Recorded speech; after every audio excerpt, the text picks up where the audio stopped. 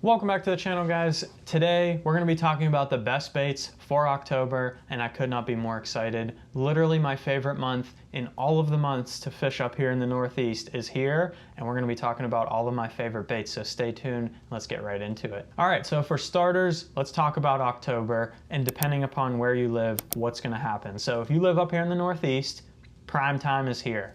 The entire month of October is the best time of the year to fish up here, even into November, but as soon as that water temp starts cooling down, the fish start to chew, and I catch a ton of big smallmouth, I catch big largemouth, everything all October long, and you get to catch them in very fun ways. I will almost never throw a bottom bouncing bait throughout this month. November, a little bit different, and we'll talk about that when that rolls around, but throughout the month of October, I will almost always be fishing search baits, I'll be fishing moving baits, covering a bunch of water, catching them on some very fun techniques. Depending upon where you live, so I live in Pennsylvania, that area, October is very good. If you live a little bit further north, October might actually be compared to November for us, where I will start going to those bottom bouncing baits. And if you live further south than us, the last bait that we're going to talk about today is going to be almost entirely what I would be throwing for all of October, because this bait that I'm going to talk about at the end will be the bait that I carry through like end of September to beginning of October in Pennsylvania. So beginning of October through end of October, the further south you go, would play that bait there. For number one, what we're going to be talking about is going to be a spinnerbait. I will absolutely always have a spinnerbait on the deck of my boat the entire month of October. If I had one bait to fish with throughout October, it would probably be a spinnerbait. It just works exceptionally well this time of year. It works for largemouth and it works for smallmouth. I'm sure it'll work for spotted bass too, but we don't fish for them as much up here. But it just mimics shad, and that's all those fish care about this time of year. They want to eat as much shad as they can. If your body of water doesn't have shad, might not work as well. Maybe replace it with like a bluegill colored chatterbait. But if your lake has shad, a spinnerbait is the way to go. And I'll throw two colors. It'll either be a straight white or white and chartreuse, and it'll depend on the water clarity. If I have clear water, I'll throw the white. And if I have a little bit of stain, I'll throw the white and chartreuse.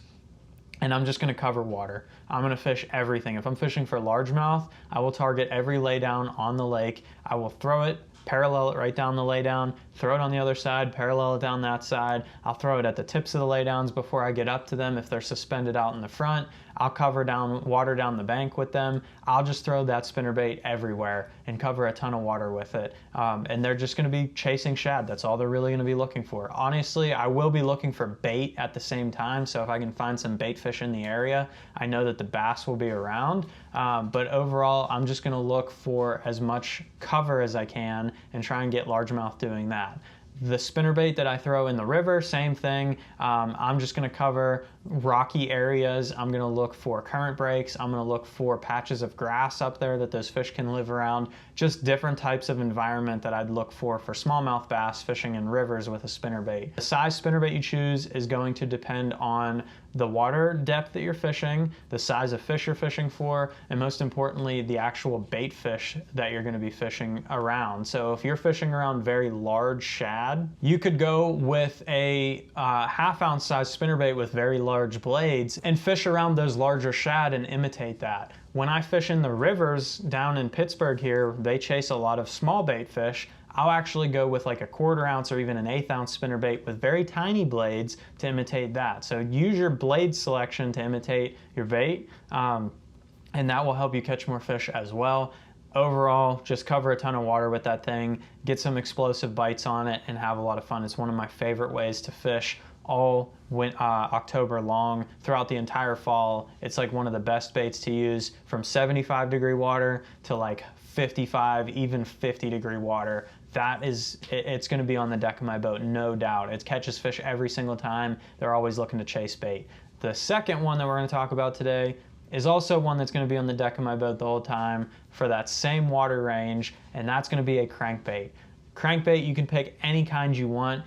If you fish a lot of grass fisheries, go with a lipless. I don't use a lipless as much. I like the build crankbaits, and it'll depend on where I'm fishing, what type of cover I'm fishing, what crankbait I'm going to use, because I'll fish multiple different kinds this time of year. All of them will have one thing in common though.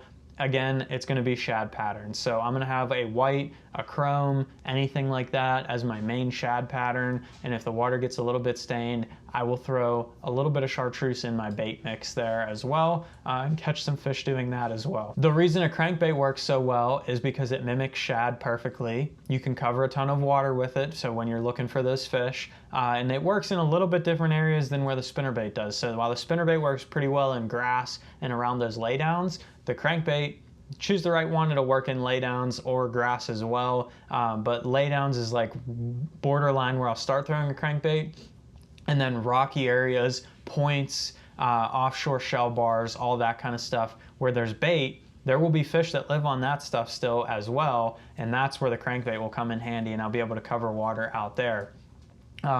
There's a few different types of crankbaits that I choose from. Like I said, if I'm going to fish laydowns, I'm going to go with a square bill. If I'm fishing up shallow, mostly largemouth bass fishing, square bill is going to be the way to go for me. 50X, Crush 50X from 6 Cents is like my favorite one. You can use your code Quince. You'll save 10% off your order on their website, and you'll be helping me out a ton. All these baits will be linked down in the description below if you want to support the channel at all. I would appreciate that. But that's going to be the square bill I'm going to go with for up shallow and covering water there, hitting laydowns, stuff like that. And then my smallmouth crankbaits are going to be the Cloud9 C6 and the Cloud9 C10.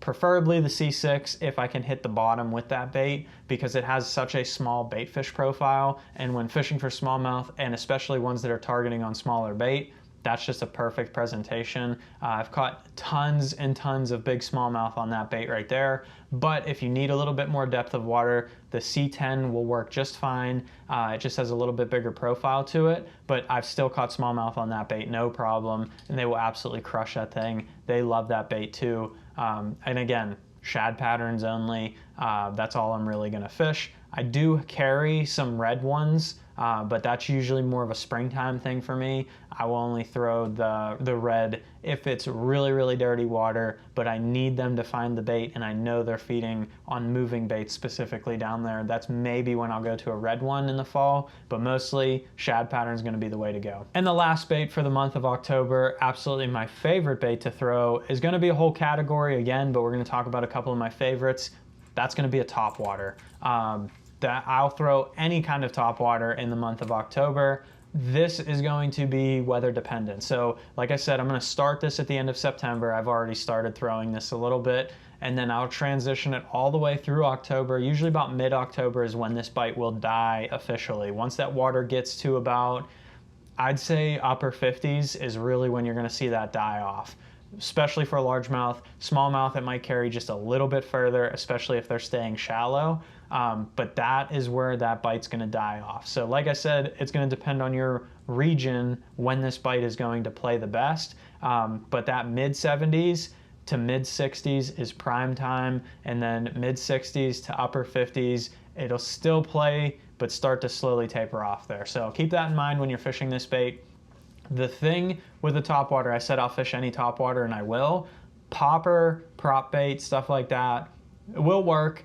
I don't throw it as much because I want to cover a ton of water. A lot of these fish are going to be up there roaming the banks, looking for as much food as they can. And sometimes fall fishing can be tough numbers wise, but you'll catch a lot of big fish. So those fish will just get up there and look for bait, and what will happen is you'll have to cover a ton of water just to run into one fish, then cover a ton of water and run into another one. So if you're up there throwing a popper and you're popping it in place 3 feet and then reeling it back in and making another cast, it's going to take you forever to find those bigger fish.